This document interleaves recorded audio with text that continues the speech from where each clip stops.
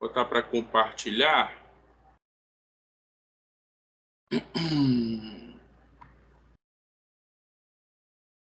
Me confirmem, por gentileza, se vocês estão vendo os slides. Confirmem pelo áudio, por favor. Positivo, dá para ver sim aqui. Dá para ver tranquilo, né? Deixa eu aumentar Acho que um se você pouco. colocar em zoom, ficaria melhor. Dá pra ver um pouco. Acho que Tá bom? um pouquinho mais, professor, dependendo do tamanho da letra. Não dá para colocar em tela cheia, não, né? Tá. Vê se fica legal aí. Não, fica melhor, tá ótimo, tá ótimo. Tá bom? Para mim tá ótimo, tem que ver com o restante aí. Se tá bom para ti, tá bom para mim, tá bom para todo mundo. Bom, então Tá, vamos lá, tá vamos começar, perfeito. tá? Tá perfeito. Beleza. Bom, a ideia desse webinar é de certa maneira fazer. Deixa eu botar aqui no silencioso, senão vai ficar enchendo a paciência. É de tentar fazer um balanço desse primeiro ano da política externa brasileira sob a batuta do governo Lula. Tá? Eu fiz algo parecido com isso ano passado, onde nós fizemos em outubro um paralelo entre a experiência de política externa do governo Bolsonaro vis-à-vis o governo Lula, né? Os 8 anos do Lula e os 4 anos do Bolsonaro, nada no sentido de mostrar uma superioridade de uma política externa de um sobre a do outro. Não foi essa a intenção. Tá? Jack, desliga o teu microfone, por favor. Não no sentido de mostrar uma superioridade de um governo sobre o outro, nada disso. Foi um balanço mesmo no sentido de comparar os métodos, as estratégias, o contexto internacional que cada governo enfrentou. Né? Aí, em janeiro do ano passado, eu tracei uma espécie de paralelo do que poderia ocorrer em relação ao governo Lula 3. O que foi o Lula 3, as suas prioridades estratégicas, né? Tudo em relação à política externa. Tá? Eu não entrei nessa questão de política doméstica, não vou entrar aqui também, mesmo porque seria uma outra discussão, uma outra preocupação. Tá? Então, o intuito desse webinar é traçar, fazer esse balanço desse primeiro ano da política externa, e nós vamos ver aqui que ao longo desse ano nós tivemos algumas conquistas importantes, tá?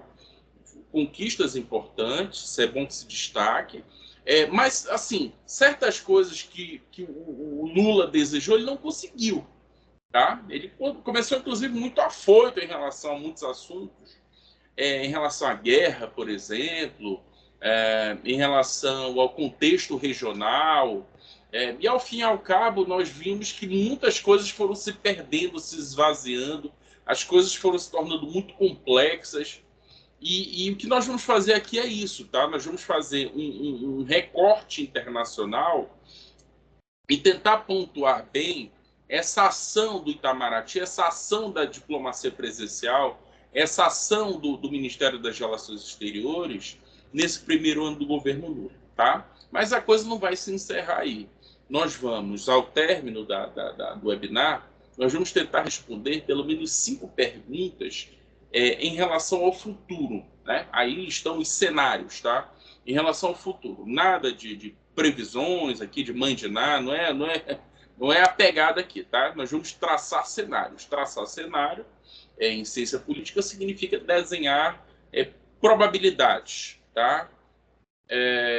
Tentar não adivinhar, mas tentar vislumbrar possibilidades de ação internacional, tá?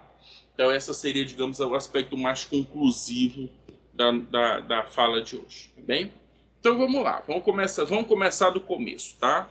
O intuito, quando o Lula assume a presidência da República, ele assume naquele contexto de um país deflagrado, tá? O Lula vence o Bolsonaro com uma diferença de 2 milhões de votos. Para vocês terem uma ideia, 2 milhões de votos é praticamente a população da cidade de Manaus, tá? Ou seja, para uma dimensão nacional. Isso é muito pouco, né? Ou seja, ele vence com uma vantagem minúscula, mas isso não, de certa maneira, não vai impugnar a sua agenda presidencial e a sua agenda internacional, tá? E como a presidência Lula nasce nesse contexto de deflagração, de conflito, né? De conflito esquerda e direita, progressismo, conservadorismo, essas coisas, ele vai assumir e vai tentar impor a agenda dele e de certa maneira, a agenda da política externa brasileira ela está muito bem definida no discurso de posse do nosso chanceler, do Mauro Vieira. Tá? E nesse discurso de posse, a palavra-chave é reconstrução. Reconstrução, reinserção, a tentativa de retomada do Brasil, de uma volta da política externa. A sensação que dá, e isso é a fala oficial, palaciana do chanceler, é de que o Brasil esteve isolado internacionalmente durante 4 anos, tá? Algo que é possível que seja verdade, tá? E que essa política externa do Lula 3, do seu terceiro mandato, seria uma tentativa de reativação desses princípios de uma retomada da política externa. Tá? Retomar, reinserir, voltar, reconstruir a política externa brasileira. Tá? Bom, isso é parcialmente verdadeiro. Tá? Isso é parcialmente verdadeiro. Por que isso é parcialmente verdadeiro? Porque a política externa brasileira ela já estava num processo de desmantelamento desde o governo Dilma Rousseff. Tá? É bom uma coisa muito interessante. Eu sempre falo com meus alunos que estudaram comigo essa disciplina de política externa. Né? A coisa era quase um mantra eu falar isso aí. A política externa ela reflete muito os resultados da política doméstica. Tá?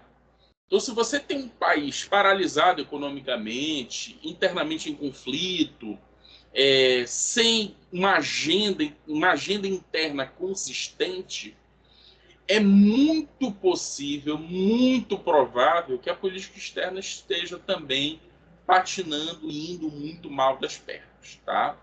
Há uma certa congruência, uma certa confluência, interdependência entre a política doméstica e a política externa.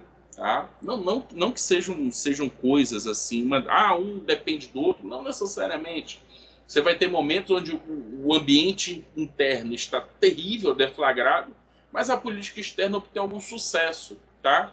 E aqui, especificamente, a política externa independente, de 61 até 64, com o golpe de 64. Tá?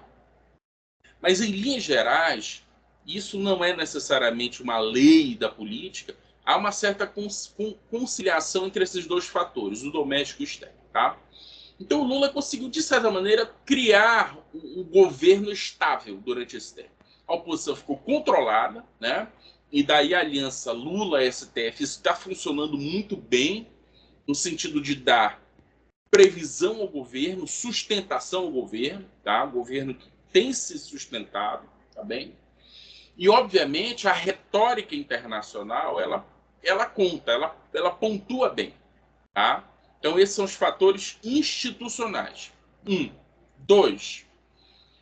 Lula não é um governante de primeiro mandato. Tá? Lula já é um animal político que está aí, pelo menos desde a década de 80. Das lideranças internacionais, certamente Lula está entre aqueles que mais têm experiência internacional. Tá? Muito acima, por exemplo, de um Vladimir Putin. O Vladimir Putin é um produto dos anos 90. Tá? Lula é de 78, 80. Né? O Biden, por exemplo, é um político antigo, mas ele é um político no âmbito parlamentar. O Biden nunca foi um governador, por exemplo. Sempre foi deputado e senador. Deixa eu pegar uma outra liderança internacional. O Emmanuel Macron era até um dia desse um banqueiro. Ele é um homem que se forjou agora nos anos 2000. Então, pensem o Lula como uma liderança antiga já. Um homem muito conhecido entre as elites internacionais. Então, a sua volta ao cenário é, na verdade, uma retomada de uma antiga liderança, alguém que já experimentou o cargo por muitas vezes, né? E por esse motivo, ele tem e teve, né? Teve e tem muito prestígio, ele tem muito trânsito internacional, né? Ele conheceu muitas pessoas ao longo da vida dele. Então, a sua receptividade foi muito natural. Tá? Foi natural na Europa, ela foi natural nos Estados Unidos, ela foi muito natural entre os países africanos, né? Ela foi muito natural no contexto sul-americano, latino-americano como um todo. Então, há esse fator importante, né? E aqui, que fique claro, tá? A questão, por exemplo, ligada à corrupção, né, e de tudo que foi feito no sentido de demover esse assunto e recolocar o Lula na política, tá? Tudo isso tem efeito para o nosso eleitorado, para o público doméstico. Para o público internacional, esse entrecruzar de corrupção, acusação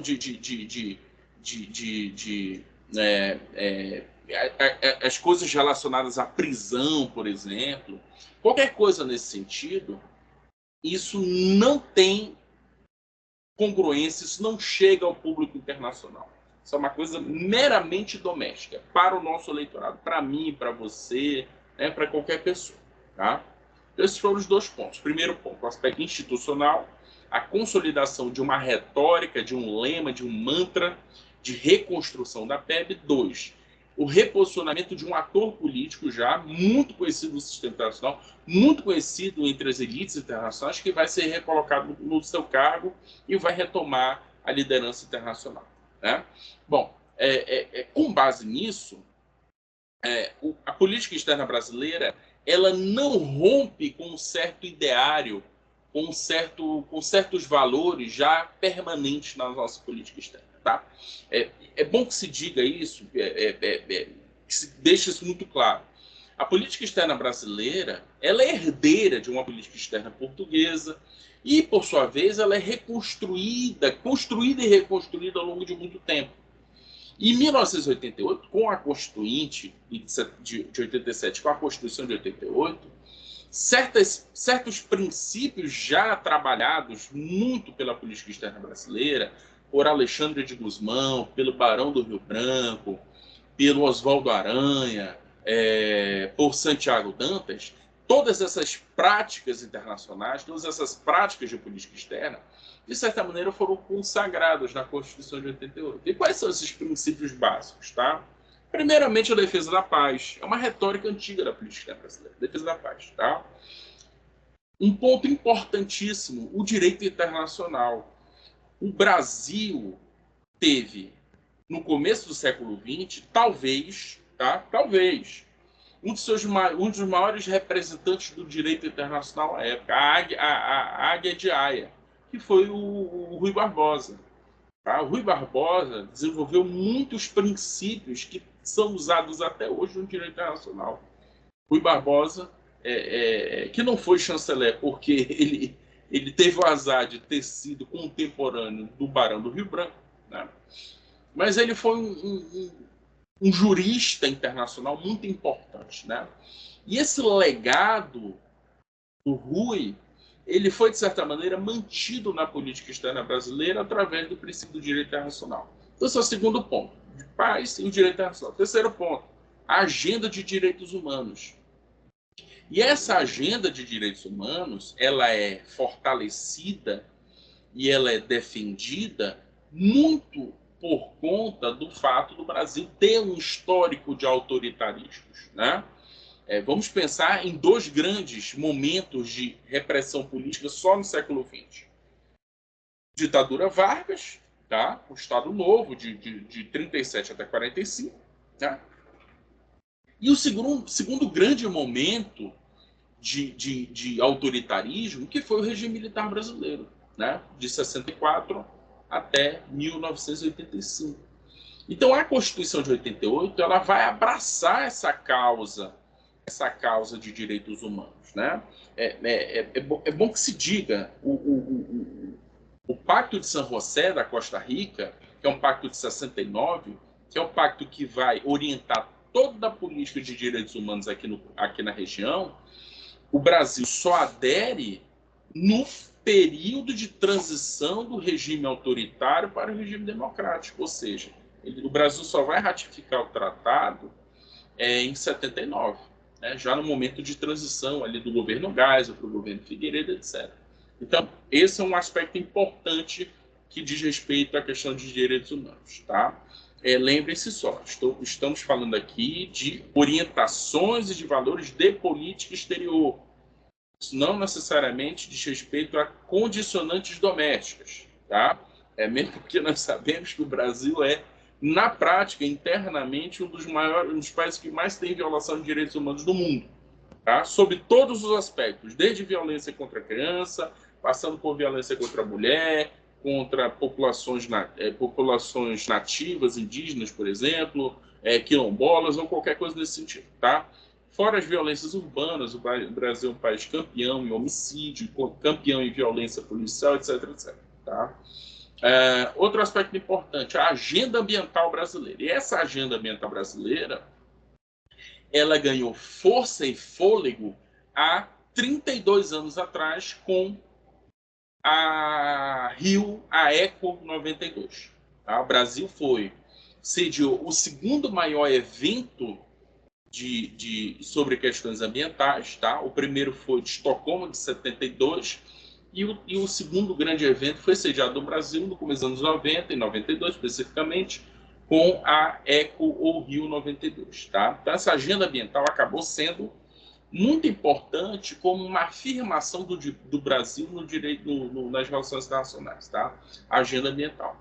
E, por tabela, a agenda da sustentabilidade. Tá? Especificamente dos anos 90 para cá, também o tema das desigualdades, tá? Do combate à fome, do combate à pobreza, entre outras coisas. Duas medidas importantes foram tomadas nesse sentido. A primeira grande medida foram as políticas sociais desenvolvidas no governo Fernando Henrique Cardoso. Tá? Políticas sociais mais substantivas, políticas sociais mais inclusivas. E, numa segunda fase, num segundo momento, no governo Lula, na transição do programa Fome Zero para o programa Bolsa Família. Tá? Esses dois grandes pacotes de política social, tanto na experiência do governo Fernando Henrique Cardoso quanto na experiência do governo Lula, foram importantes no sentido de consolidar uma agenda de combate às desigualdades. Essa agenda, inclusive, foi replicada pelo próprio governo Bolsonaro. Tá? O próprio governo Bolsonaro manteve, de certa maneira, essa agenda, esse pacote de assistência social e de combate à fome e à pobreza. Né? E, finalmente, né, não menos importante, uma defesa enfática nos aspectos ligados ao multilateralismo e à governança global, também, que são valores que estão consagrados na nossa Constituição. Tá? Então, houve, de certa maneira, uma manutenção desses preceitos de todos os governos que passaram. Tá? Não houve grandes rupturas nesse sentido. E o Lula enfatizou isso. O Lula e o seu chanceler, Mauro Vieira, enfatizaram bem essas questões ao longo desse primeiro ano de governo. Tá? Bom, vamos dar continuidade. Dois aspectos importantes, tá? Nessa retomada da política externa brasileira, nessa retomada da política externa com o governo Lula. Os aspectos bilaterais, tá? ênfase em Europa, África, Ásia, Oriente Médio, América do Norte, América Latina, Caribe e América do Sul. Vejam só, o Brasil, nesse primeiro ano, ele olhou para o mundo, tá? Ele olhou para o mundo. Isso é, de certa maneira, uma tradição que é uma tradição que retoma a experiência de política externa do JK e retoma também a experiência de política externa do período Jango Jânio, tá? Que é a se chamada política externa independente. Que política externa é essa? É uma política mundialista. É como se o Brasil ele não tivesse preocupações com blocos. Ele tem preocupações mais mundiais, tá? Então, essa ênfase em relação às políticas bilaterais. Só para que vocês tenham uma ideia, durante os 4 anos, para vocês verem como essa coisa é muito sensível, tá? Durante 4 anos, o Bolsonaro não visitou um único país africano. Nenhum país africano, tá? Nesse primeiro ano, Lula visitou aproximadamente 10 países africanos. Tá? Então, vejam só a diferença. Nós vamos ver depois, inclusive, algumas ações que foram tomadas e que foram tomadas em várias partes do mundo. Tá? Isso é o Brasil. O Brasil ele tem essa articulação mais mundialista mesmo. A política externa brasileira ela é bem-vinda em todas as regiões do mundo. Ela é bem-quista em todas as regiões do mundo. Isso é um aspecto muito bom. É um aspecto muito positivo. Tá? Isso nos aspectos bilaterais gerais. Tá? Nos aspectos multilaterais, qual é a agenda que o Brasil retoma, a agenda que o Brasil levanta nesse primeiro ano de política externa Lula? Lula 3, né? Relações multilaterais. Defesa da preservação do meio ambiente e ênfase no desenvolvimento sustentável. É isso que essa bandeira que é levantada nesse primeiro ano de governo, tá? Isso, de certa maneira, é uma virada de chave em relação às duas experiências anteriores, tá? Por quê? Porque as duas experiências anteriores, que foram inspiradas na ideia de termos uma política externa ativa e altiva, tal como foi definida pelo nosso chanceler à época, o Celso Amorim, agora a virada de chave é uma ênfase no ambientalismo. Tá? Se lá, por exemplo, era uma ênfase, se dava uma ênfase do Brasil como uma liderança do terceiro mundo, né? De um país que estava retomando a coordenação de um espírito terceiro-mundista mais desafiador ao sistema internacional. Agora não. Agora é uma agenda muito mais compartilhável com as grandes demandas ambientalistas do mundo. Tá? A política brasileira, em síntese, ela vai ter essa orientação em relação ao meio ambiente. E, obviamente, isso aqui não deixa de ser um recado à gestão anterior. Né? Porque a gestão anterior, as críticas que foram feitas em relação à gestão anterior, a do Bolsonaro especificamente, foram basicamente essas, que o homem era o homem iria destruir toda a fauna e a flora do Brasil. Né? Sabemos que não foi bem isso, né? As coisas não são bem essas, não são tão fáceis assim, né? Mas isso acabou pegando, tá? Então, o Brasil vai, de certa maneira, retrabalhar essa questão em relação à questão da sustentabilidade, tá? Bom, em relação ao tema segurança internacional, tá? E segurança internacional, o que vai acontecer? O Brasil vai ter uma experiência importante no Conselho de Segurança, tá? O Brasil vai assumir a presidência do Conselho de Segurança, né? E o Brasil concluiu agora, em 31 de dezembro de 2023, o seu 11º mandato no Conselho de Segurança, tá? Brasil e Japão são os países que mais tempo estiveram, tá? Como países não da parte permanente.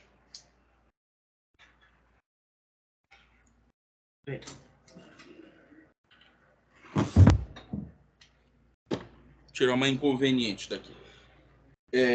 não da parte relacionada aos membros permanentes, tá? Mas aos países que são membros rotativos do Conselho. Então, Brasil e Japão são os países que mais lideraram, que mais presentes estiveram nesse Conselho de Segurança. O Brasil, se não me falha a memória, ele só esteve fora do Conselho de Segurança de forma contínua durante os 21 anos do regime militar, tá? Durante o período no período João Goulart para trás e redemocratização para frente, o Brasil esteve com uma presença bastante regular no Conselho de Segurança, tá? E coincidiu aí nessa presidência do Brasil, quando o Brasil foi presidente rotativo do Conselho, coincidiu com os ataques do Hamas a Israel, tá? E o Brasil teve que gerenciar, através do Conselho de Segurança, dentro dos limites que o Conselho de Segurança apresenta em relação a conflitos tão disruptivos como foi em relação ao ataque do Hamas ao território israelense e a reação israelense em relação aos ataques e a intervenção militar na faixa de Gaza. O Brasil tentou ali, aos trancos e barrancos, gerenciar um pouco esse conflito. Tá? A proposta brasileira era uma proposta muito interessante, uma proposta apresentada visando a defesa dos civis, criação de corredores humanitários, entre outras coisas, mas tudo aquilo foi negociado, mas na hora da votação os americanos decidiram votar contra. E como nós sabemos, as eleições dentro do contexto do Conselho de Segurança são por aclamação, são votos por aclamação. Tá? Então, como houve o veto americano, a proposta brasileira, isso acabou não avançando tanto, tá?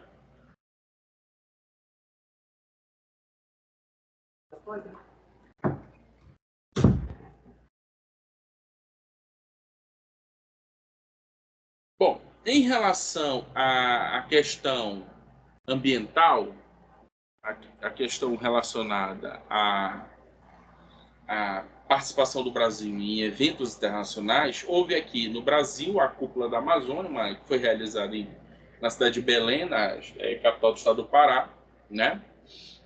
E essa iniciativa brasileira de retomar a Cúpula da Amazônia é uma tentativa de fortalecimento de um importante organismo internacional, que é a OTCA, a Organização do Tratado de Cooperação Amazônica. Tá?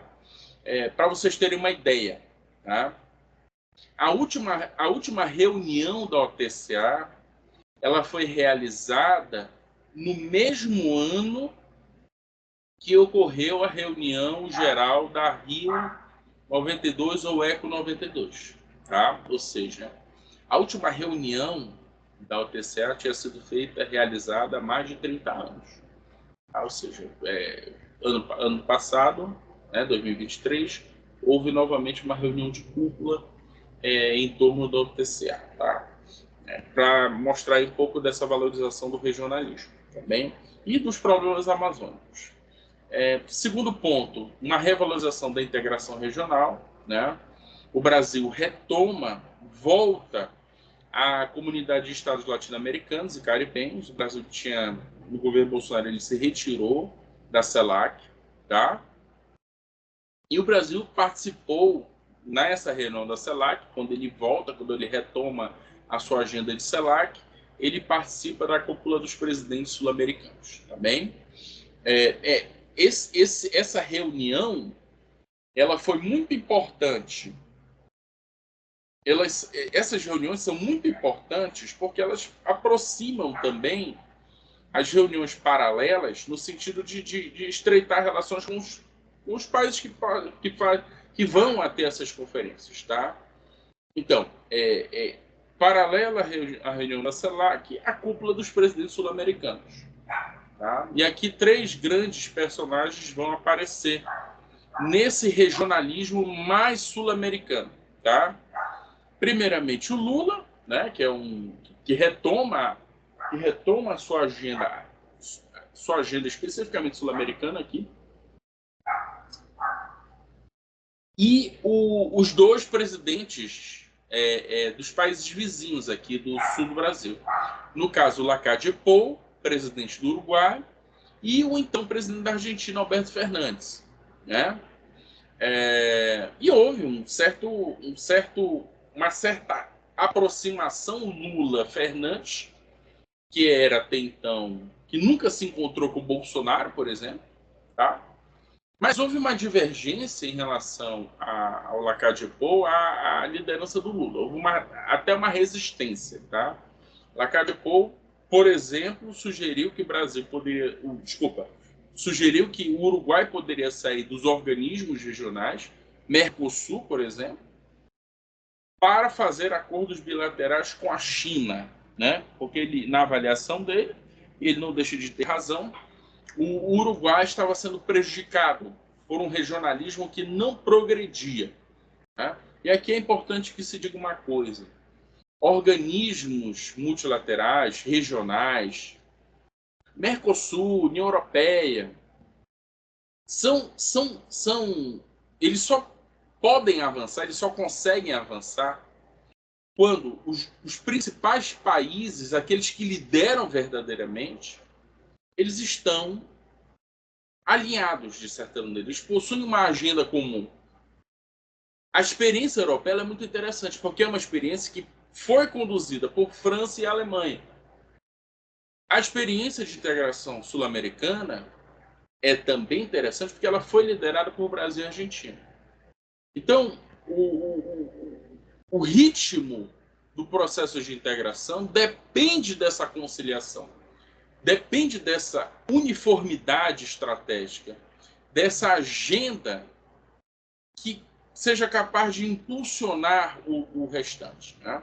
E como essa agenda externa brasileira estava paralisada e a Argentina, idem, o Mercosul acabou sendo esvaziado nesses últimos anos. Eu diria o seguinte: ele foi esvaziado nos últimos 10 anos. Não é uma questão de Bolsonaro, por exemplo.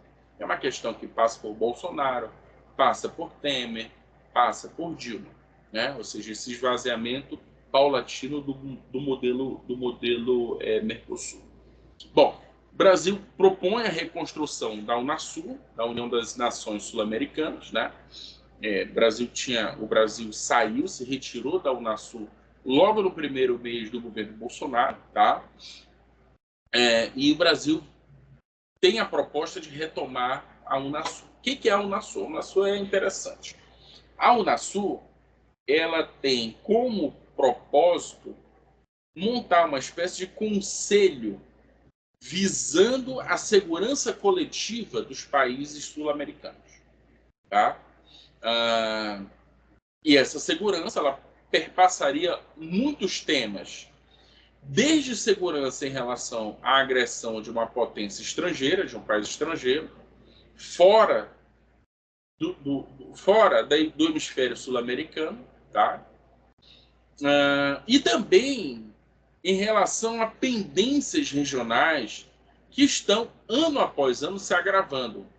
E o que nós estamos assistindo no Equador, neste momento, é um ponto importante para entendermos o agravamento dessa questão, que é a geopolítica do narcotráfico. Tá? Fortalecimento de organizações criminosas, né? No México, que não é a América do Sul, mas no México, ali nos países caribenhos, né? Nos países da América Central, isso chegando aqui na América do Sul. Colômbia, Venezuela, Equador, tá? Então, muitos países aqui da região, Brasil, estão enfrentando esse tipo de problema muito relacionado a conflitos internos, deflagração de conflitos internos, né? Questões muito próximas à guerra civil, um conceito também muito comum nos estudos de relações internacionais, as narcocracias, né? Governos governados orientados por questões relacionadas a tráfico de drogas, etc. Tá? Então, a Unasul teria, em tese, a função de coordenar ações no sentido de tratar de assuntos relacionados à defesa, por exemplo. Né? Brasil, outras visitas importantes foram feitas, tá? O Lula foi visitar o Joe Biden, né? O Lula foi visitar o presidente da China, o dirigente da China, o Xi Jinping, né? E recebeu visitas também, visitas importantes, como da Ursula von der Leyen, que é a presidente da Comissão Europeia. A Comissão Europeia, que fica em Bruxelas, na Bélgica, é uma espécie de conselho que vai agregar os países que fazem parte da União Europeia. Tá? A participação das reuniões tipo G7, tá? O Brasil participou do G7, né? Inclusive tem aquela cena, vocês devem recordar dessa cena, né? A cena do Lula sendo isolado e todo mundo indo em direção ao Volodymyr Zelensky, né? Que foi convidado, inclusive, a participar dessa reunião do G7 no Japão, né? Uma cena bastante constrangedora. Eles ficaram se marcar uma reunião bilateral, isso não foi possível, dado o clima que foi o clima pesado entre os dois, né? Então acabou sendo uma reunião bastante constrangedora aí para o Lula, essa reunião do G7, tá? A participação do Brasil na cúpula dos BRICS, a cúpula do BRICS, tá? Na África do Sul, e foi essa reunião do BRICS na África do Sul que nós tivemos a transformação do BRICS no BRICS ampliado, com a incorporação de vários outros países. Ao todo, BRICS, 5 países, mais 6. Tá? Mais 6, inclusive a Argentina. Só que o atual presidente da Argentina, o Javier Milei, uma semana antes do fim do ano passado, 2023, ele escreve uma carta a todas as autoridades dos que fazem parte dos BRICS e diz que a Argentina não participará do grupo. Tá?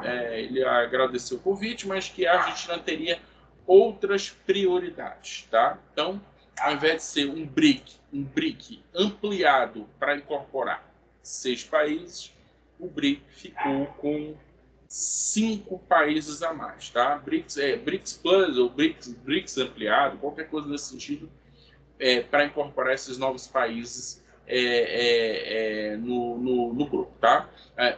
Duas observações em relação a essa cúpula do BRICS, tá? Primeiramente, aliás, 3 observações. Primeiramente, o domínio da China do BRICS. A China dominou a agenda inteira do BRICS, tá? A ponto de, por exemplo, Índia e Brasil terem baixíssima participação no processo decisório. E essa baixa participação de Índia e Brasil no processo decisório, de certa maneira, fez com que a China acabasse assumindo um forte protagonismo na escolha, inclusive na escolha dos países que iriam fazer parte do grupo, né, do grupo BRICS. A África do Sul é uma voz pequena dentro do grupo, essa aqui é a realidade, e a Rússia, que é o R do BRICS, está direcionando seus esforços numa operação especial ali no território ucraniano. Nós vamos tratar disso daqui a pouco também. Então, Brasil e Índia perderam um pouco do seu protagonismo. Tá? Inclusive, vai ser um tema que a gente vai retomar nos aspectos conclusivos. Tá? Reunião do G20 na Índia. Tá? O Brasil teve uma participação importante nessa reunião do G20. E a abertura do debate da ONU. Tá? E a grande ênfase desse debate da ONU diz respeito ao que o Lula propôs. Tá? E, assim, pessoal, sendo muito franco, ele retoma muito do que o Mauro Vieira anuncia, propõe ali no seu discurso de posse, né, no dia 1º de janeiro de 2023, tá? Agenda ambiental, combate às desigualdades, né? Só que ele amplia isso, ele amplia no sentido de falar das desigualdades como um todo, das desigualdades ambientais, das desigualdades sociais, das desigualdades econômicas. A ênfase do Lula nessa abertura de reunião da Assembleia Geral das Nações Unidas foi uma ênfase dada no aspecto das desigualdades. Tá? Eu acabei avançando e não falei da cúpula. Tá? Bom, são 3 aspectos, tá? Em relação à Cuba. Primeiramente, forte protagonismo da China. 2, a China convida países. Convite é feito a países que produzem energia, sobretudo petróleo, tá? Então a China quis garantir fontes energéticas, tá? E o terceiro aspecto do BRICS diz respeito a uma agenda muito mais clara de desdolarização da economia internacional, tá? Se essa história de desdolarização está na gênese do BRICS, isso se torna algo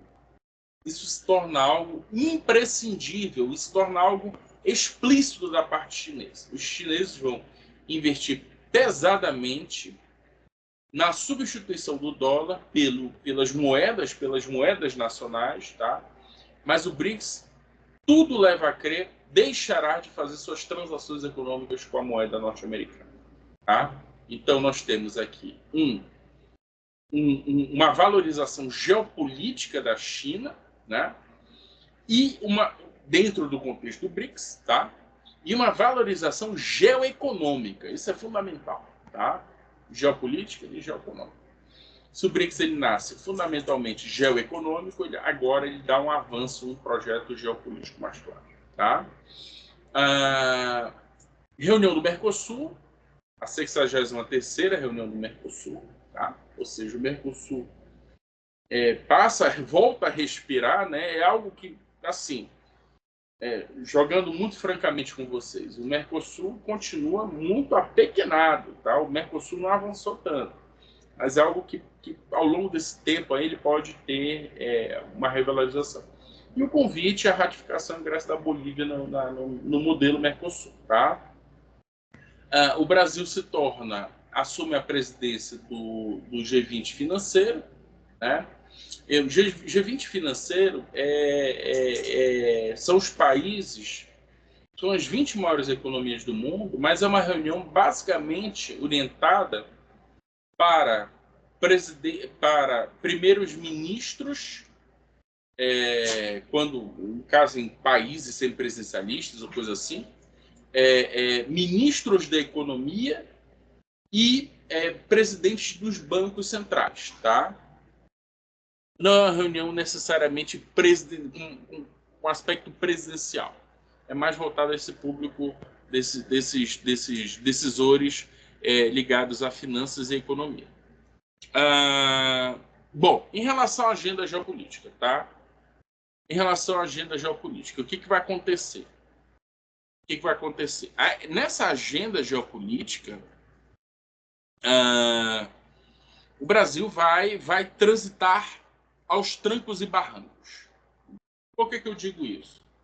Porque o Brasil ele tem fortes simpatias por uma proposta multipolar do sistema internacional, tá? E tem essa agenda, inclusive é uma agenda que está constitucionalizada. O Brasil defende um modelo mais multipolar de ordem, tá? Mas, ao mesmo tempo, o Brasil pertence ao continente dos Estados Unidos, né? Ou seja, nós estamos à sombra do império. Então, as nossas vontades internacionais, elas são muito limitadas em função dessa construção de uma hegemonia norte-americana. Bem? Então, é um jogo muito perigoso, é um jogo muito arriscado. O Brasil não pode manifestar simpatias por um lado do jogo, sendo que nós temos aqui os Estados Unidos como uma potência continental, uma potência importante. Não só continental, né, como mundial mesmo. Tá? Então, é mais ou menos digamos, o jogo equilibrista que o Brasil precisa fazer. Tá?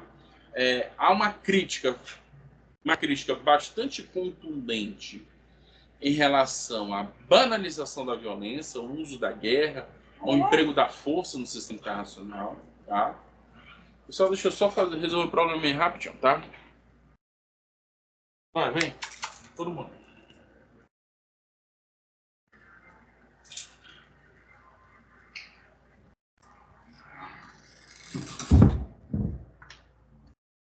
Pronto, voltei. Tá? Então, em relação a essa agenda geopolítica, essa arena geopolítica, o Brasil transita nessa ambiguidade estratégica. Por um lado, defende um modelo multipolar, um modelo mais aberto, onde os atores internacionais têm mais relevância nesse sistema, né? E, ao mesmo tempo, em paralelo a isso, está submetido a um modelo hemisférico que impossibilita qualquer tipo de multilateralidade nesse sentido. Tá? E o Brasil, é nesse contexto que o Brasil tem uma dificuldade enorme de se posicionar em relação à guerra na Ucrânia, à guerra russo-ucraniana, e em relação ao conflito entre palestinos e israelenses. Tá? Então, essa ambiguidade estratégica que o Brasil assume, isso é, de certa maneira, um pouco da característica da presença internacional do Brasil. Ela vai ter os seus aspectos positivos e negativos em relação a esses grandes conflitos. Tá? Isso é uma característica muito forte da política externa brasileira. Se vocês olharem, por exemplo, o que foi a participação do Brasil em relação à Primeira Guerra Mundial, à Segunda Guerra Mundial, né? Tudo se deu a partir dessa ambiguidade. Aquilo que o Gerson Moura vai chamar de equidistância pragmática. Tá? Essa equidistância pragmática. Então, esses são os desafios geopolíticos mais evidentes aí do ano de 2024, de 2023. Né? E os desafios, né? Os desafios. Eu pontuei aqui 5 desafios, 5 cenários para a gente meditar um pouco, tá? Em relação ao que pode ocorrer com o Brasil nesse ano que se inaugura agora, tá? Primeiramente, a grande pergunta é: o Brasil será capaz de liderar o regionalismo sul-americano? Essa é a grande pergunta. Tá? Por que eu digo isso? Por que eu pergunto isso? Porque muitas dissidências começaram a surgir no segundo semestre de 2023 para cá. Tá? Primeira grande dissidência, a parte uruguaia. Tá? O Uruguai, por exemplo, tem um governo de direita, o Lacalle Pou, e logo que o Lula assumiu, o Lacalle Pou, olha, o Uruguai vai ser mais independente. Tá? Algo foi repetido pelo governo do Paraguai, e com a eleição de Javier Milei na Argentina, me parece que esse cenário mais adverso ele se consolidou. Né? Lula não foi à posse de Javier Milei. Né? Lula manifestou preferência pelo candidato derrotado, o Sérgio Massa. Né? Isso naturalmente criou um cisma, criou um tipo de desconfiança entre o atual presidente da Argentina e o atual presidente do Brasil. Né? E nós sabemos muito bem que a liderança ela precisa ser uma liderança reconhecida e casada. Uma liderança que precisa ser conciliada, não pela força, mas porque o Brasil não tem capacidade de impor a força em nenhum contexto. Tá? Então, seria uma liderança muito mais orientada por uma espécie de soft power, por uma liderança natural, não necessariamente pela imposição de uma autoridade a partir do emprego da força. Tá? Então, esse cenário me parece bastante complicado para o Brasil em 2024. A gente tem que ficar muito atento a isso, porque coisas muito, muito, muito negativas podem ocorrer no Brasil em relação a 2024. Tá? Em relação aí, especificamente ao regionalismo sul-americano. Tá? Uma certa adversidade, uma certa tentativa desses países da região sul-americana de buscarem alternativas internacionais. Né?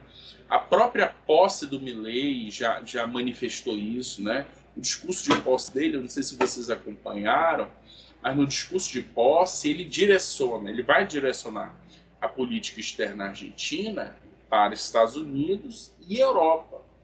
Ou seja, ele não está preocupado com a América do Sul. A preocupação dele é comércio com os Estados Unidos, mesmo porque a proposta dele, eu não sei como é que está isso, mas a proposta dele é de dolarizar totalmente a economia argentina. Tá? E só uma observação, tá? Para que não paire dúvidas. Dolarização não significa paridade, como foi feito no Brasil, por exemplo, um projeto que antecedeu o Plano Real. Essa paridade se manteve até 2008, até a eleição do Fernando Henrique. Depois a paridade foi rompida. O que o Milei quer fazer é substituir o peso pelo dólar. Isso é a dolarização. Tá? Então, estreitar relações com os Estados Unidos de Biden, né? E estreitar relações com a União Europeia. Né? E aí, nós caímos num problema. Qual é o problema? É que as negociações União Europeia e Mercosul estão de mal para pior. Né? Por vários motivos. Principalmente pelas grandes disparidades econômicas entre as duas regiões. A região sul-americana é fundamentalmente uma região de economia de commodities agrícolas e minerais, tá? A passo que a União Europeia são economias baseadas em indústria e serviços. Então, a grande preocupação dos países latino-americanos é num choque econômico, essas disparidades se mostrarem verdadeiras, iriam se mostrar verdadeiras. Né? Ou seja, um domínio do setor de indústria e serviços na América do Sul, dos países europeus, né? E um protecionismo dos países europeus em relação aos produtos, os produtos agrícolas da região, carne, agricultura, né? Mesmo porque os europeus são protecionistas em relação à sua agricultura, né? Porque se eles não forem protecionistas, aquela agricultura é destruída em questão de meses, tá? Não há como um fazendeiro lá no interior da França concorrer com um produto daqui da América do Sul, tá? O trigo, o gado, qualquer coisa. Tá? Então, esse é o primeiro aspecto. O segundo aspecto, o aspecto que eu levantei aqui, é em relação à África. Tá? Pessoal, o futuro de médio para longo prazo chama-se África.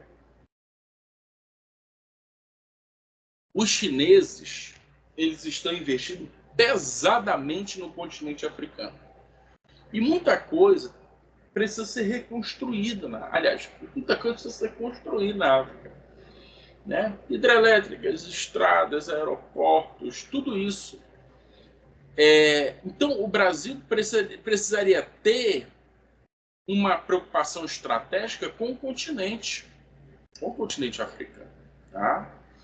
Mesmo porque boa parte da influência, da capacidade do Brasil de agir no mundo, se o Brasil consegue controlar recursos, ocupar espaços, esse certamente é o espaço do Brasil. O Brasil teria necessariamente um espaço no continente africano.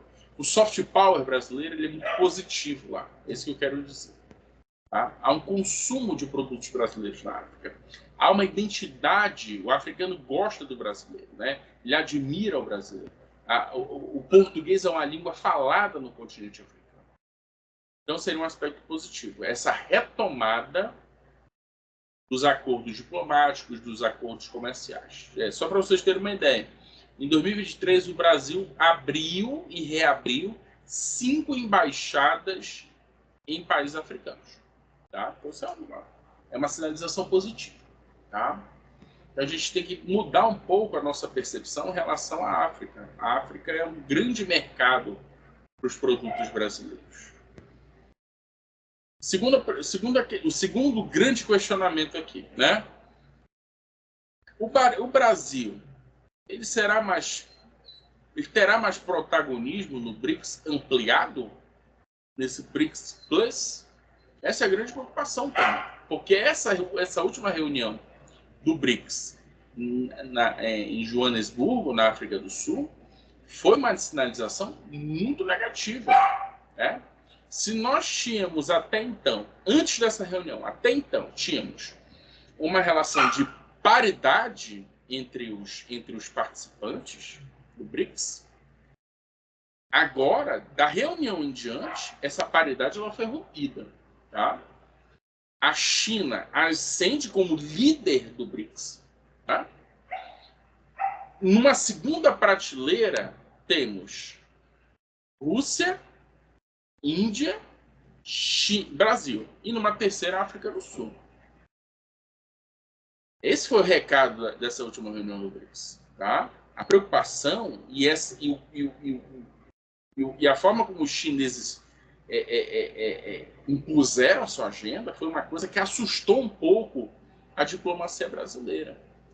Então, algo a se pensar. A pergunta é essa.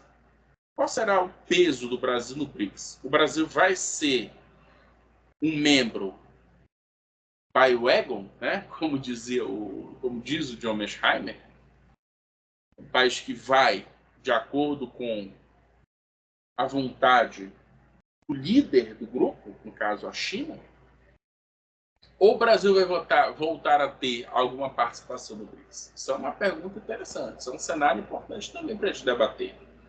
Tá? Tem aqui tudo para a gente debater. Quarto ponto. O Brasil manterá a estratégia de equidistância diante dos conflitos internacionais multidimensionais? Até então estava mantendo essa relação de equidistância, né? Olhe, por exemplo, a experiência do governo Bolsonaro. Alguns meses antes do início da guerra, da invasão do território dos russos, quando os russos decidiram invadir o território ucraniano, o Brasil, o corpo diplomático brasileiro já sabia que a guerra iria ocorrer, né? Bolsonaro vai até a Rússia, se encontra com Vladimir Putin, isso tudo em 2002, tá? Fevereiro de 2002. Aliás, janeiro de 2002. E chegando lá, ele estabelece uma relação de equidistância, tá? Em relação ao ataque do Hamas e a reação de Israel, o Brasil, até ontem, estava tendo uma relação de equidistância. Até ontem por quê? Porque ontem o Brasil disse o seguinte, olha, nós vamos apoiar a denúncia da África do Sul nos tribunais internacionais em relação aos crimes de Israel, os crimes especificamente de genocídio. Né? Ou seja, ao se aliar com a África do Sul, ao apoiar a decisão da África do Sul de condenar Israel pelo crime de genocídio, o Brasil acaba, de certa maneira, indiretamente, né, assumindo um lado do conflito. No caso, o lado dos palestinos, que tem aí, nesse momento, um braço armado específico, liderado aí pelo Hamas. Né? Então, o que nós podemos ver nesse 24, isso é só uma especulação, é de posicionamentos mais assertivos do Brasil em relação aos conflitos. Em relação, por exemplo, à guerra entre Rússia e Ucrânia, que é uma guerra que, do ponto de vista militar, já está decidida. Né? Ela já está decidida em relação à Rússia. A Rússia consolidou um domínio militar muito significativo no território ucraniano. O que não está decidido ainda, em relação à guerra russo-ucraniana, é o resultado político disso. E o resultado político disso vem a partir do quinto item. Né? Por quê? O que está acontecendo? Hoje, nós temos uma situação sem precedentes na história política americana. As pesquisas indicam que Donald Trump já abriu coisa de 10% na frente de Joe Biden. a vantagem de aproximadamente 10%.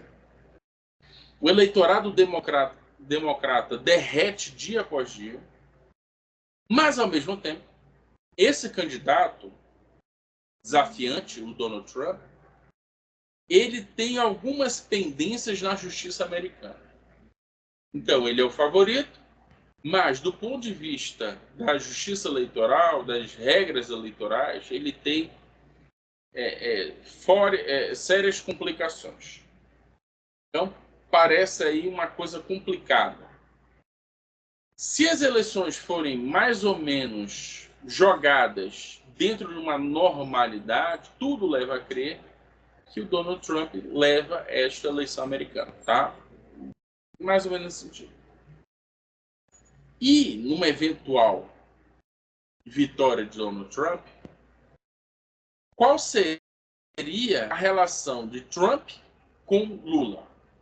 Qual seria a relação de Donald Trump com Javier Milei?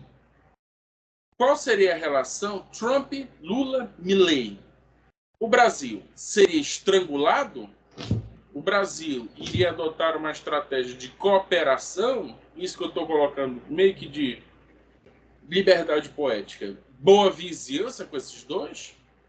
Ou o Brasil iria buscar aliados internacionais? São perguntas, tá? São algumas perguntas. Então, me parece que esses cenários são os cenários mais preocupantes que nós temos aí para 2024, tá? Recapitulando, a liderança brasileira no contexto sul-americano, tá? Nós temos muitas incógnitas em relação a isso, porque é aquela coisa, se você não lidera, se o Brasil não é capaz de liderar a situação sul-americana, dificilmente ele conseguirá liderar qualquer outra coisa. Isso é um ponto, tá? 2. Como é que o Brasil vai fazer se caminhar no continente africano? Como é que o Brasil vai ter protagonismo lá? E lá o Brasil está rivalizando com muita gente, inclusive com a China, e principalmente com a China. 3. Brasil vai voltar a ter uma relação de paridade no BRICS? O BRICS vai se remodelar no sentido de dar paridade aos países? Terceira preocupação. O BRICS é o futuro. É o futuro, pessoal. Aí tem fonte energética, aí tem alimentação, tem petróleo, é isso. População, né? As duas maiores populações do mundo estão aí em destino. Então, questões importantes. Quarto, recapitulando, né? O Brasil manterá sua relação de equidistância, porque tomando partido se expõe internacionalmente, tá? Se expõe, inclusive, em termos de retaliação, em termos de desgastes diplomáticos, em termos de rupturas diplomáticas. E se vocês tiverem a oportunidade de ler o Twitter da Embaixada de Israel no Brasil, foi uma mensagem duríssima ao governo brasileiro, né? Então essa é a nossa quarta preocupação. E a quinta e última preocupação é em relação a uma eventual volta de Donald Trump. Não seria bem uma preocupação para o 24, tá? Mas seria uma preocupação principalmente para 25. Embora 24 o Brasil já tem que se ajustar a isso. Uma eleição nos Estados Unidos é uma eleição, pessoal, que mexe no mundo inteiro. Tem implicações mundiais, né? E por isso que alguns autores eles falam que, olha, não existe política externa americana, existe política internacional, né? Então, essas são as nossas preocupações para esse momento, tá bem? Então, a frase do Barão aí. E eu encerro por aqui. Obrigado. Eu vou. Olha, tem mais gente. Quando eu comecei tinham 4 pessoas, agora tem mais gente. Boa noite para quem chegou agora.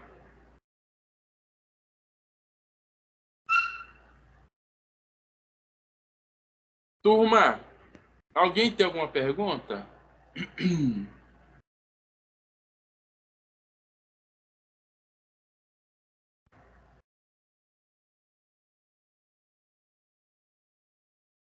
Pode Eu fazer teria.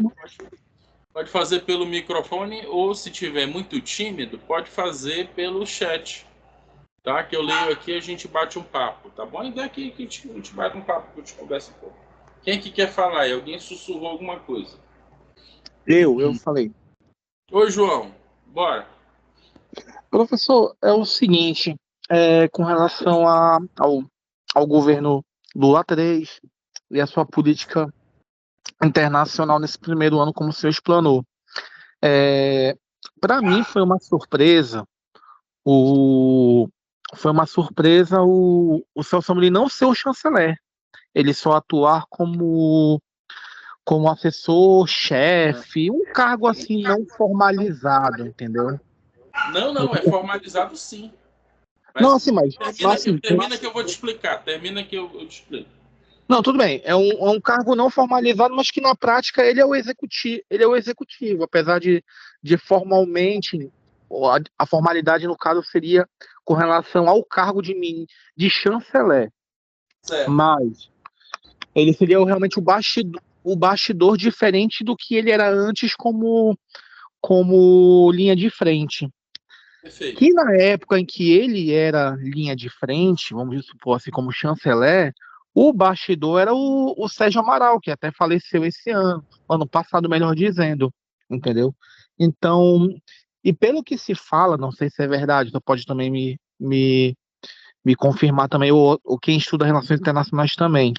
O Sérgio Amaral realmente era o que norteava a política do Lula 1, Lula 2, a política nacional do Lula 1, Lula 2. Esse é a informação que eu tenho, que hoje seria realmente, de fato, o Celso Amorim.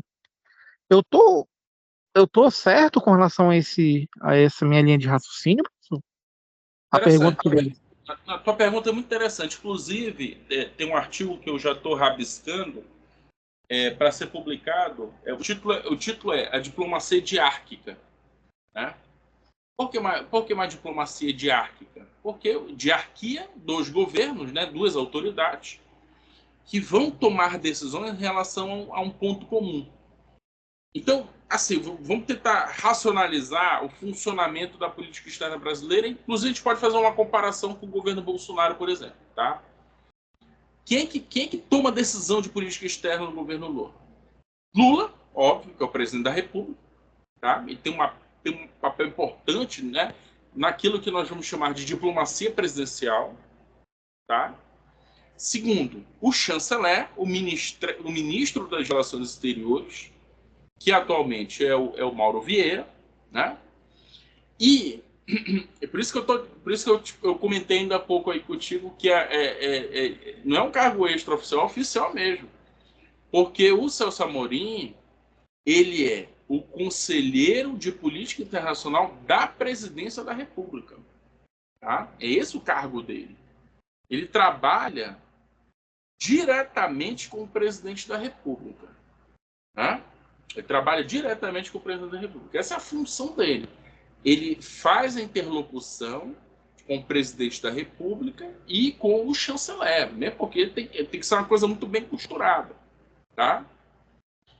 Se voltarmos ao governo Lula de 2003 até 2010, essa experiência de duas funções coordenando política externa, lá também estava. Só que lá, não é o Sérgio Amaral era o Fernando Henrique. Era o Marco Aurélio Garcia. Quem é o Marco Aurélio Garcia? O Marco Aurélio Garcia era um militante histórico do PT e professor de história da Unicamp. Então, lá, 2003, 2010, você tinha um militante petista na presidência, como conselheiro de política nacional do presidente da República, e o chanceler à época era o Celso Amorim. Né? Aí vem o detalhe, João. E algo que me surpreendeu também, assim como te surpreendeu, a mim também. Por que o Celso Amorim não topou voltar à chancelaria? E a resposta dele foi foi limitações. Eu já sou um homem de 85 anos, não parece, né? Um homem de uma extrema lucidez, mas ele já tem 85 anos. Vocês podem até conferir aí se eu tô. Mas tem mais de 80 anos. Dê uma conferida aí para ver exatamente a idade do Celso Amorim. E ele já não tem mais pique, né? Ele já é um homem idoso, né? E esse negócio de chancelaria, pessoal, é uma coisa muito desgastante. Porque um chanceler, ele acompanha o presidente da República em praticamente todas as viagens internacionais. Tá? Praticamente todas. Você vai ter lá o presidente da República, ao lado dele ali o chanceler. É uma coisa muito desgastante da viagem, etc. Né? E ao longo de todo esse tempo, o Celso Amorim foi se aproximando muito do Lula, a ponto de se tornarem amigos. Né? O Celso Amorim, inclusive, já ele assinou a ficha de filiação do PT, ele é militante petista, etc. Claro, ele não é um petista histórico, tá? Ele é um petista de ocasião, mas ele é afiliado ao partido.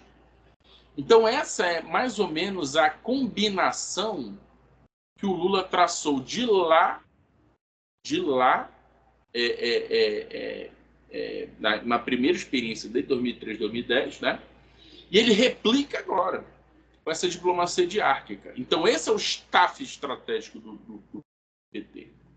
Desculpa, do Lula, né? Essa combinação de institucionalidade, Itamaraty, burocracia e, por outro lado, 82. Maravilha. Errei por 3 anos. E esse fator partidário. E aqui vale uma explicação também, tá? Esse fator partidário. Porque o PT não é um partido qualquer, pessoal, no cenário político nacional. Não é. Definitivamente não.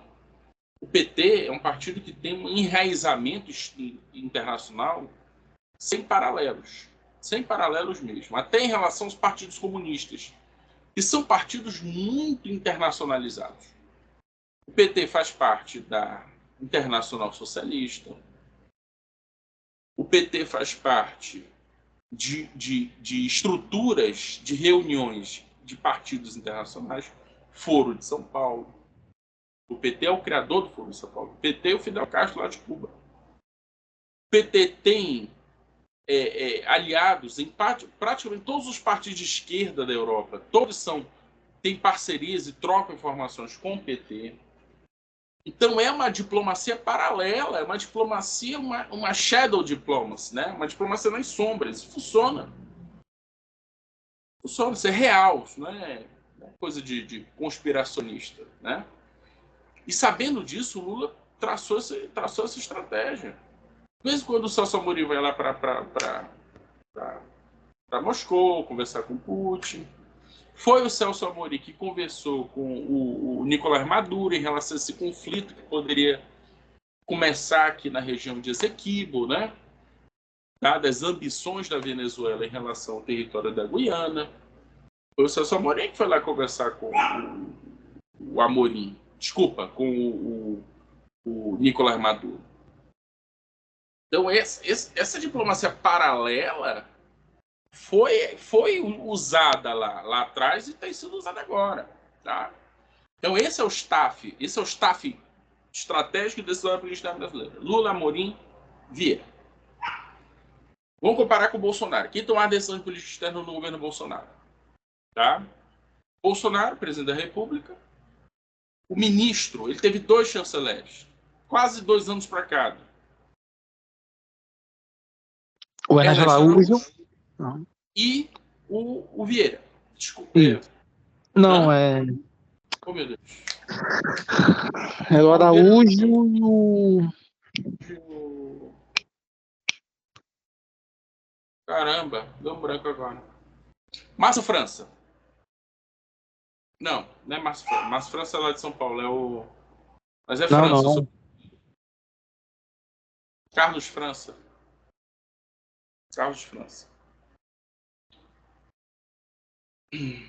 Mourão.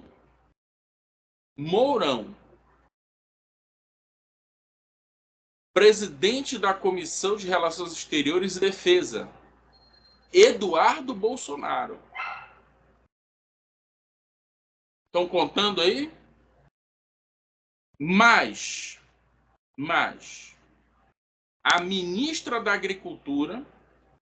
É Carlos França, professor. Carlos França. Carlos França. É. A O ministra da Mourão, a Agricultura...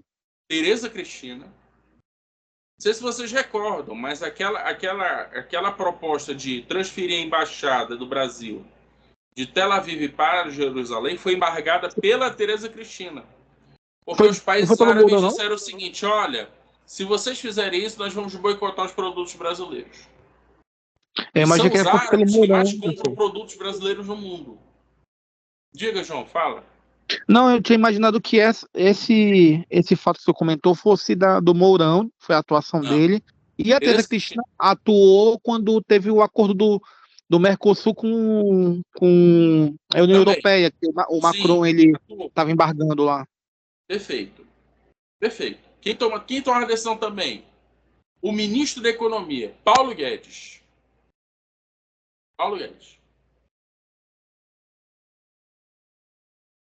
E o assessor especial da Presidente da República para a Política Internacional, Felipe Martins. Esse é o staff decisório do Bolsonaro. Era o staff decisório do Bolsonaro. Vocês perceberam a diferença? Sim, muito grande.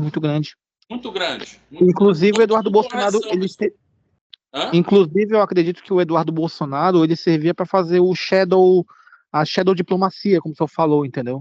Lá com a direita americana, com a direita europeia e regional também. Perfeito. Ele cumpria essa função de fazer o shadow, tá? Com a direita americana, principalmente, tanto que ele vivia lá com o Olavo, tudinho, né? Com a direita europeia e com a direita regional. Tanto que na eleição do Milei, na posse do Milei, estavam todos eles lá. O Ernesto Araújo, o Eduardo Bolsonaro, estavam todos lá. O Paulo Cogos, né? Estava todo mundo lá. A direita europeia seria a Le Pen, quem mais, talvez? Tem a Le Pen, tem aquele partido da direita alemã, o Alternative for Deutschland, o AfD, né? Alternativa para a Alemanha. Tem o Viktor Orbán. Viktor Orbán, né? Da Hungria, sim. Da Hungria. Tem o Duda, o primeiro-ministro o primeiro-ministro da Polônia, que saiu agora, que entrou um partido mais progressista, mais de esquerda. O próprio Netanyahu também seria, né? Hã? O próprio Benjamin Netanyahu de Israel, né? O Bibi, sim. O Bibi veio para a posse do Bolsonaro. Ele e o Orbán. Eles vieram para cá. Né? Aí tem também aquele pessoal lá da Itália, o Matteo Salvini. Né? Tem o a atual primeira-ministra também? A atual primeira-ministra também? Também. Da Itália? A Meloni, sim, a Meloni. Só que o Matteo Salvini, ele é inimigo político da Meloni, tá? Mas os dois são de direita. Aí tem, no caso espanhol, o partido Vox, que é um partido de direita também. Então tem muita gente aí no mundo, aí, essa rede de direita, ela funciona legal também, tá? Ela existe. Quem articulou isso, quem botou todo esse pessoal para conversar, depois da eleição do Donald Trump, foi o Steve Bannon, que está todo enrolado lá nos Estados Unidos também, está acusado de corrupção, não sei o quê. Está todo enrolado, pegou cadeia também, etc. Tá todo enrolado o Steve Bannon, tá? Mas foi o Steve Bannon, o Steve Bannon precisa ser estudado ainda, tá bem? Porque é o Steve Bannon que articulou toda essa direitona aí no mundo. A brasileira, a latino-americana, a europeia e a americana, que até então estava todo mundo pensando só no seu umbigo, né? E deixando perdendo a oportunidade de cooperação, por exemplo. Tá? Então tem esse fator. Então essa diarquia criada pelo Lula, ele replica agora, só que agora com menos interferência partidária, um detalhe importante. Naquela época não, tinha muita interferência partidária, agora menos, tá? Celso Amorim, mesmo porque o histórico dele, repito, não é um histórico de um militante histórico do PT, mas de um militante de ocasião. Alguém que teve a oportunidade de assumir funções, né? Ter uma certa projeção dentro do partido, etc. E, pô, entrou. Tá? Mas é isso.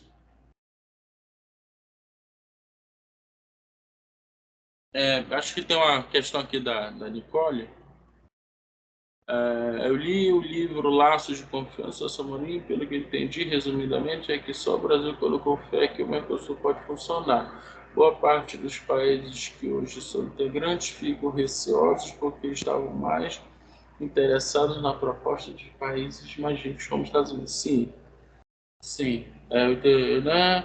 O Brasil sempre teve que tá indo atrás das negociações. Ah, tá. Não, assim, Nicole, é interessante essa questão que o Celso Amorim colocou nesse livro. Eu tenho esse livro aqui. Uma coisa interessante, né? O país que lidera, normalmente são as maiores economias, tá? Tipo, a maior economia da América do Sul é do Brasil. Então, esses países, eles têm que abrir o bolso. Essa que é a questão. Eles têm que abrir o bolso, eles têm que sustentar os outros, tá? Se você olha, por exemplo, vamos pegar a experiência da União Europeia. Quem sustenta aquela geringonça? Se você for olhar, temos um especialista em finanças aqui, né? Se nós formos olhar ali na ponta do lápis, quem sustenta aquela geringonça é a economia alemã. Economia alemã. Há uma certa, inclusive, uma certa divisão de tarefas. Tá? E por um tempo até a inglesa também, né? Antes do Brexit. Não, João, não. Mesmo porque os ingleses, vejam só, os ingleses são sacanas. Os ingleses nunca quiseram se meter com o continente. Tanto que eles não substituíram a moeda. Não substituíram a moeda. Os ingleses mantiveram a libra. Aliás, mantém até hoje, né? Então foi uma integração meia boca, foi uma integração inglesa. Quem está lá no continente e não tem escapatória, aqui está a Rússia, aqui está a França, aqui estão os Países Baixos, aqui está a Dinamarca e a Alemanha. Entendeu? É uma coisa real. Né? Então, os alemães que sustentam aquele negócio. Tem um filme muito bacana para vocês assistirem na Netflix, chamado O Grande Jogo. Acho que é O Grande Jogo. É de um diretor grego chamado Costa Gravas. Vê vocês conseguem acessar esse filme aí. Acho que é O Grande Jogo.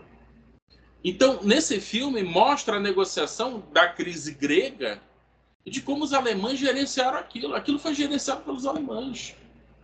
Né? Então, quando você tem um modelo de integração, a pergunta é: quem vai bancar isso aqui? Quando a situação ficar ruim, quando tiver crise, quem que vai segurar esse negócio aqui? Então, o Brasil, vejam só, o Brasil é a maior economia da região? É. O Brasil é capaz de sustentar as economias dos países limítrofes, dos países irmãos? Acho muito difícil. Não é porque o Brasil, cá para nós, né?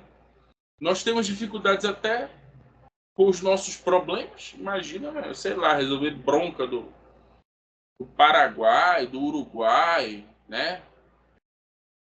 É difícil, é bem difícil. Então, é uma situação que o Brasil precisou, por muito tempo, gerenciar não do ponto de vista econômico, como a Alemanha faz. Porque a Alemanha, ela gerencia economicamente a União Europeia, mas ela não gerencia politicamente. Que gerencia politicamente a União Europeia é a França. O país da União Europeia que mais possui armas nucleares é a França. Graças ao general Charles de Gaulle. Né?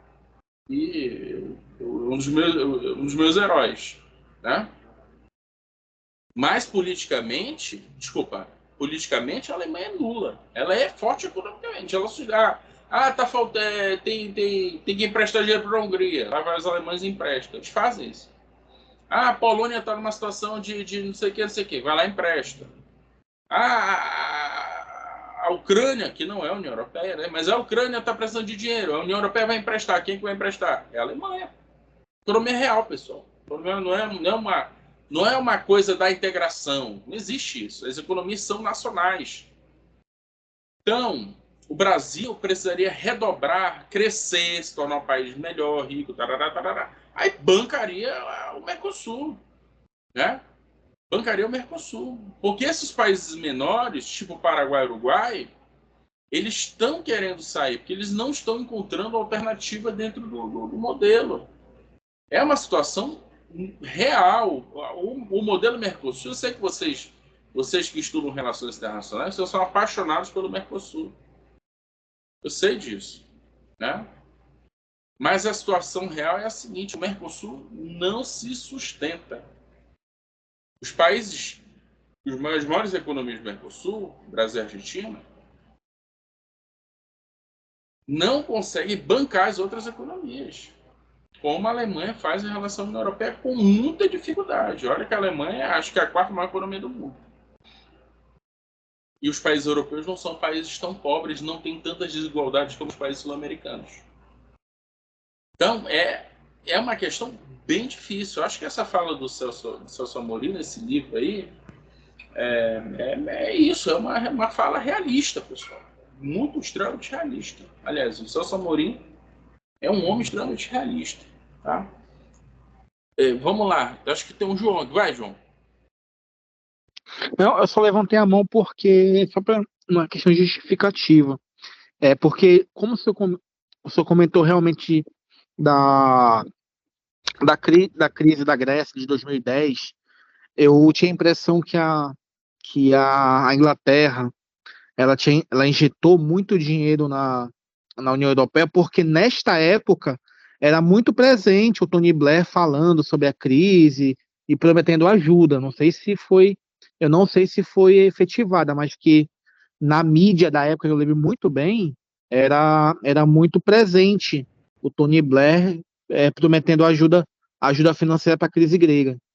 Sim. E com relação a esse comentário de bancar vamos dizer, a sustentação financeira do Mercosul ser feita pelo Brasil, a, essa, essas ajudas de empréstimo via BNDES, que sabemos é mais ideológica, mas talvez não serviria como uma forma de ainda estar dando liga, entre aspas, para o Mercosul.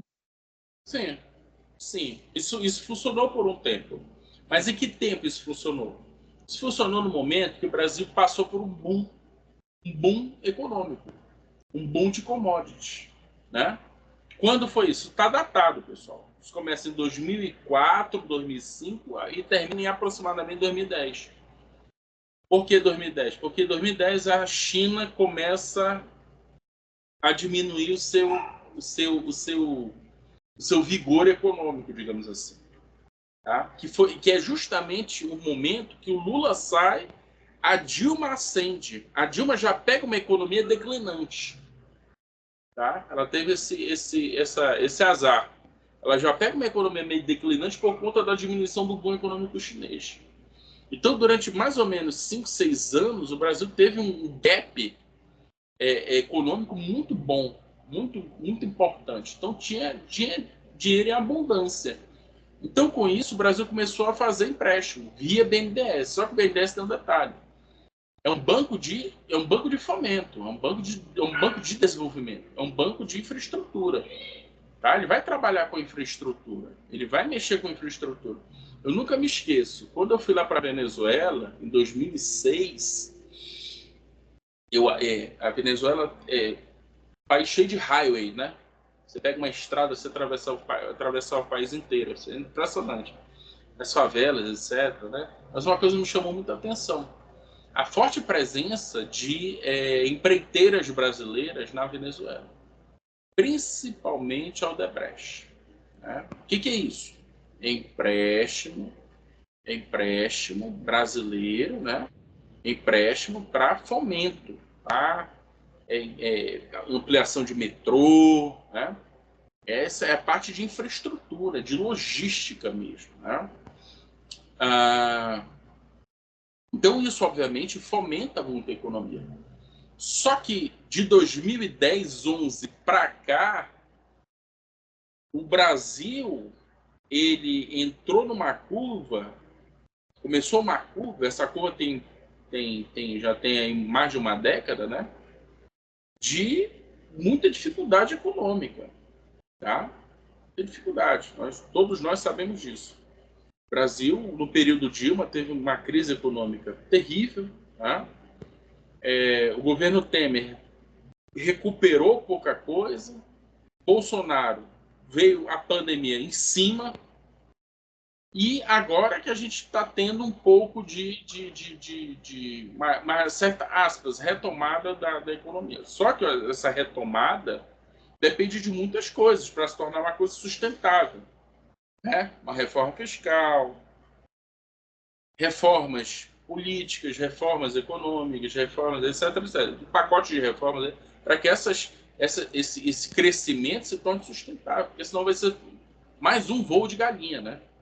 Vai crescer alguma coisa, vai parar de crescer e pronto, fica ruim de novo.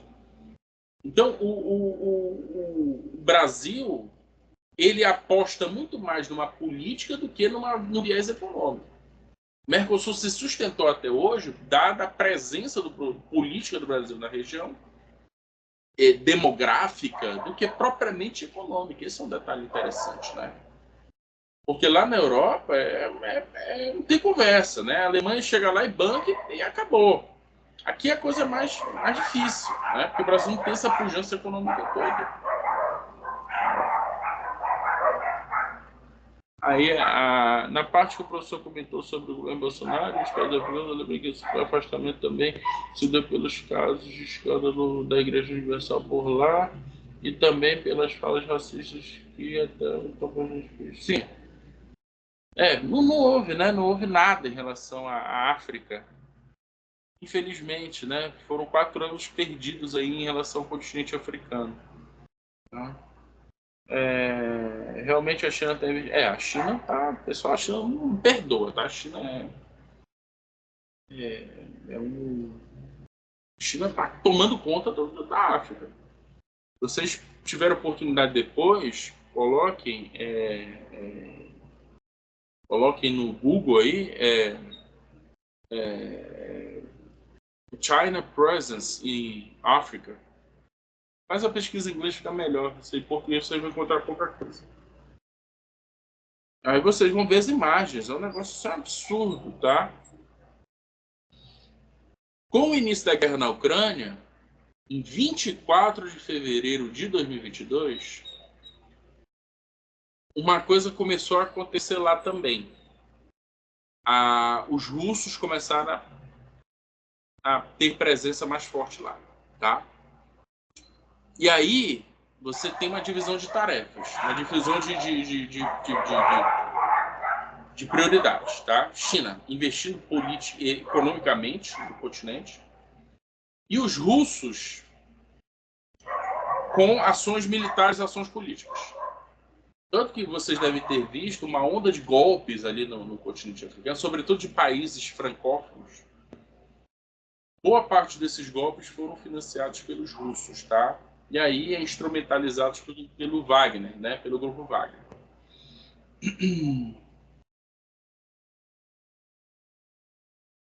Os russos estão muito fortes no Oriente Médio, onde sempre foram muito fortes, né? Desde a União Soviética.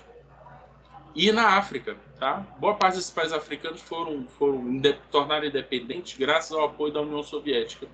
Tanto que é muito comum vocês encontrarem em alguns países africanos, aí Angola, por exemplo, você vai encontrar nas bandeiras, né, as AKs, né, as armas usadas no conflito, etc. A atuação de China lá, por lá, acredito que impactou bastante positivamente. É isso que não, a presença chinesa é mais recente. Quem foi que escreveu isso? Foi a Nicole, né? A presença chinesa é mais recente, o Nicole, na África, tá? Sabe quando ela começa? No começo dos anos 90. Tá? Ela é mais para cá. ela é mais próxima do começo dos anos 90, tá? Quando os chineses começaram a diversificar sua economia. Tá? O começo dos anos 90, vocês são muito novos, vocês não devem lembrar tanto, mas no começo dos anos 90, a imagem da África era uma imagem muito negativa. Essa imagem ainda povoa a cabeça do pessoal. Tá? Diariamente, se passar na TV, imagens de crianças morrendo de fome, esperando a morte para serem devorados por abutres, etc, etc. Esse conceito foi forjado um conceito chamado afropessimismo, tá? Para entender um pouco esse período. Esse período vai dos anos 80, muitas guerras civis, muitas intervenções militares, até mais ou menos até os anos 90, até o começo dos anos 2000. Tá? Então, vamos lá, 20 anos aí. Esse afropessimismo, ele tem sido revertido, tem mudado, e o conceito que se trabalha agora é o conceito de renascimento africano, que é um conceito absolutamente correto para se entender o que está acontecendo por lá. Infelizmente, pessoal, as nossas mídias, né, nossos canais de TV, eles confundem, não tratam a coisa. Você não tem o correspondente da Globo na África. Não existe. Tem na Itália, mas não tem na África. Então a gente não recebe tanta informação de lá. Claro, a gente tem que estudar o assunto para entender em profundidade, né? E isso se deve muito aos chineses. Os chineses estão investindo pesadamente lá. Um negócio assim de cair o queixo, tá? O Chou En-lai, o Chou En-lai tem dois grandes feitos do Chou En-lai, tá? Primeiramente, o Congresso de Bandung, de 55. Né? Estudem Congresso de Bandung, tá? Vocês vão entender muita coisa que acontece hoje graças ao Congresso de Bandung de 55. Muita coisa. Pessoal, assim, tira e queda. Leiam, estudem Conferência de Bandung de 55. E o Chou En-lai, junto com o Henry Kissinger, são os responsáveis pela parceria estratégica China-Estados Unidos em 71. É o Chou En-lai. O Chou En-lai que é o grande artífice disso. É o Chou En-lai que convence Mao Tse-tung a se aproximar dos Estados Unidos. Tá? Em 79, China e União Soviética travam uma guerra na fronteira, uma guerra fronteiriça. Esse desgaste dentro do bloco socialista, ele avança. Kissinger percebe a lambança dos soviéticos lá, inicia uma aproximação com os chineses e tudo isso é fechado ali em 71 com o aperto de mãos do Richard Nixon com o camarada Mao Tse-tung. Tá? Deixa eu ler, um personagem importantíssimo no século XX. Os maiores estadistas do século XX. Tá entre os 10 melhores, sem dúvida. Beleza? Mais alguém?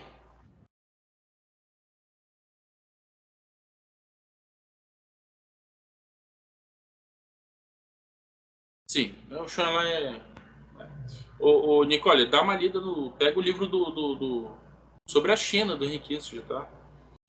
Ele tece muitos elogios no Chou En-lai. O Henry Kissinger ele trata muito bem esse assunto, tá? E já tem um bom material sobre China, Nicole. Um bom material sobre China. Tem muita coisa em português aí circulando, tá? Aos poucos a gente está se interessando por China, né? Por exemplo, se você entrar no site do SEBRE,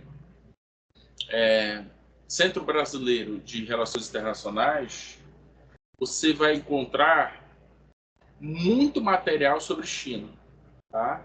Principalmente sobre China moderna, né? De 49 para cá. Muita coisa, tem muita coisa circulando aí, muito chinês aqui no Brasil.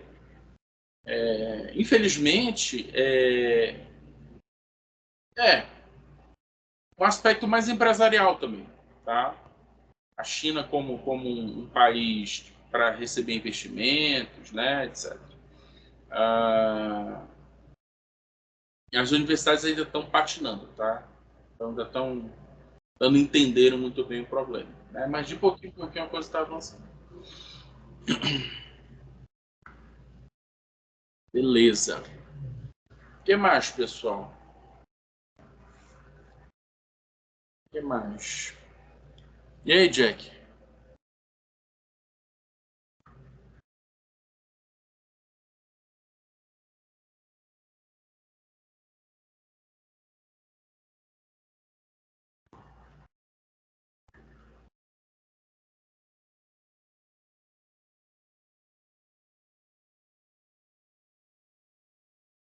Professor, acho que é isso, né? Acho que não, Também não, acho que é isso. não tem mais o que dizer, né? Talvez, talvez seria a própria eleição em Taiwan, né? Já falando de China, a eleição desse ano que vai ter em Taiwan, né, da presidência, talvez seja algo É, bem definidor, né, com relação à posição da China, com essa pendenga deles. é. Ah, esqueci de comentar. O ano 24 será o ano decisivo, vamos ter das eleições, né? É, É, o- eu já, é o ano onde mais pessoas vão votar na história. Interessante, né? Interessante. O Brasil vai ter eleição municipal, Estados Unidos eleição americana, Rússia vai ter eleição também, né? Até a Rússia vai ter eleição. na Índia É, também vai ter, na Índia também vai ter. obviamente que eleições, elas são. Em muitos lugares você tem eleições livres, né? Mas em outros você tem muita eleição manipulada. Né? Mas é melhor ter eleição do que não ter. Né? Enfim, vai ser algo importante aí para a gente observar, né, nessas eleições. Deixa eu ver o que a Emily vai escrever aqui e a gente já encerra. Putin já ganhou, não. Porra, tranquilo. Só para dizer uma coisa, Bruxo, o que você acha sobre os países africanos que expulsou agora a França e abraçou politicamente a Rússia?